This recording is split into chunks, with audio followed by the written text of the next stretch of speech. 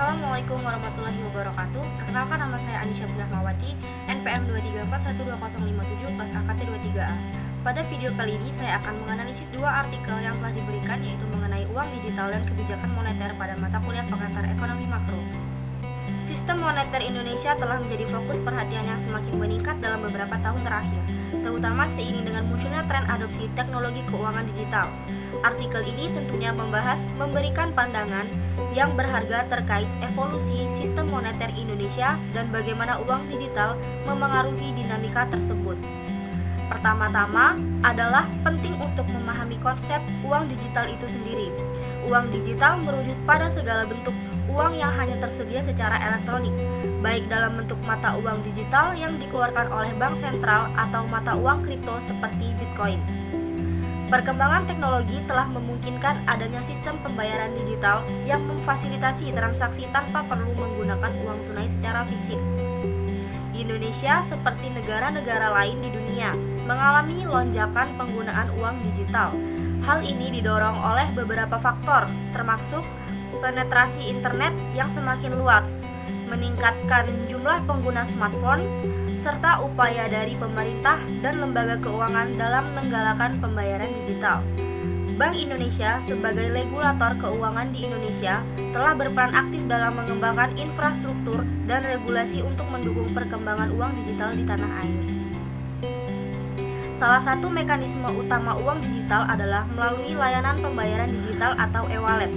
Layanan-layanan seperti GoPay, OVO, dan Dana telah menjadi populer di kalangan masyarakat Indonesia karena kemudahan penggunaannya dan berbagai promo yang ditawarkan. Selain itu, masyarakat juga semakin akrab dengan konsep mata uang kripto, meskipun masih ada perdebatan terkait regulasi dan keamanannya. Dampak dari adopsi uang digital terhadap sistem moneter Indonesia dapat sangat signifikan. Pertama-tama, penggunaan uang digital dapat meningkatkan efisiensi dalam sistem pembayaran, mengurangi ketergantungan pada uang tunai, dan mengurangi biaya transaksi. Ini dapat membantu mendorong inklusi keuangan di kalangan masyarakat yang sebelumnya sulit dijangkau oleh layanan keuangan formal.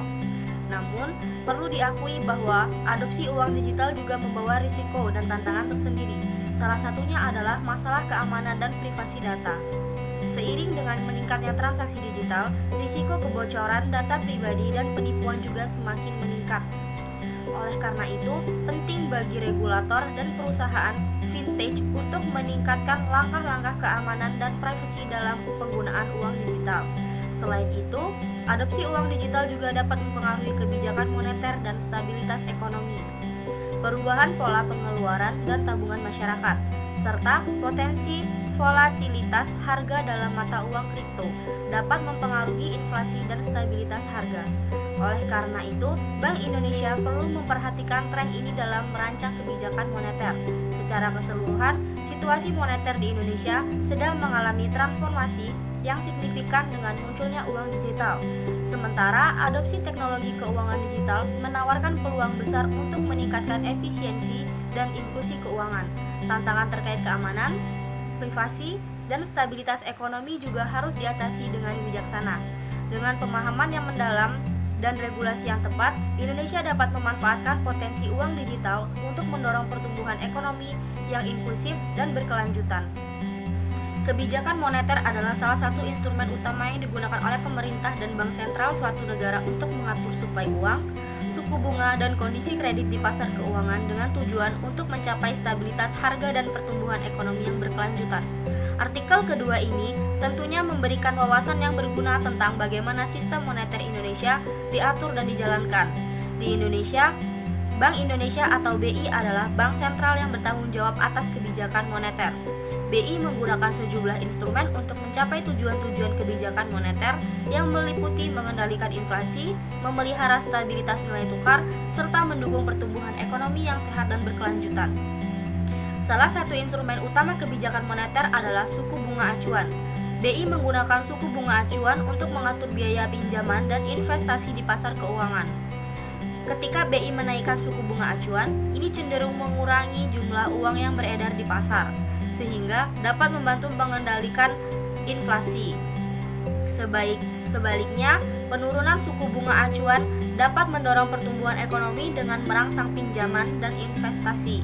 Selain suku bunga acuan, BI juga menggunakan instrumen-instrumen lain seperti operasi pasar terbuka atau open market operations dan rasio cadangan wajib untuk mengatur likuiditas dan suplai uang di pasar keuangan. Operasi pasar terbuka dilakukan dengan membeli atau menjual surat berharga negara atau SBN untuk menyesuaikan jumlah uang yang beredar di pasar. Sementara itu, rasio cadangan wajib adalah persentase dari simpanan bank yang harus disimpan di BI yang digunakan untuk mengatur jumlah uang yang tersedia untuk dipinjamkan oleh bank kepada nasabah. Tujuan utama dari kebijakan moneter di Indonesia adalah untuk mencapai inflasi yang rendah dan stabil. Inflasi yang rendah dan stabil penting untuk menjaga daya beli masyarakat, mengurangi ketidakpastian ekonomi, dan menciptakan lingkungan yang kondusif untuk investasi dan pertumbuhan ekonomi jangka panjang. Namun, situasi moneter di Indonesia tidak selalu stabil. Negara ini telah mengalami beberapa tantangan seperti fluktuasi nilai tukar mata uang, tekanan inflasi dari kenaikan harga komoditas, dan dampak pandemi COVID-19 terhadap pertumbuhan ekonomi. Untuk mengatasi tantangan-tantangan tersebut, BI harus mengambil langkah-langkah kebijakan yang tepat, termasuk dalam hal menyesuaikan suku bunga acuan, mengatur likuiditas pasar, dan memberikan stimulus moneter jika diperlukan.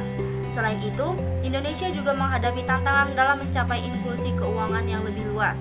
Meskipun telah ada kemajuan dalam memperluas akses masyarakat terhadap layanan keuangan, masih ada sebagian besar populasi yang tidak terjangkau oleh sistem keuangan formal. Dalam konteks ini, BI harus terus berupaya untuk meningkatkan inklusi keuangan dengan memperluas akses terhadap layanan keuangan, termasuk melalui pengembangan layanan keuangan digital. Dalam menyusun kebijakan moneter, penting bagi BI untuk mempertimbangkan berbagai faktor ekonomi dan sosial yang memengaruhi stabilitas dan pertumbuhan ekonomi. Pemantauan yang cermat terhadap indikator-indikator ekonomi seperti inflasi, pertumbuhan ekonomi, dan ketahanan sektor keuangan menjadi kunci dalam menentukan langkah-langkah kebijakan yang tepat.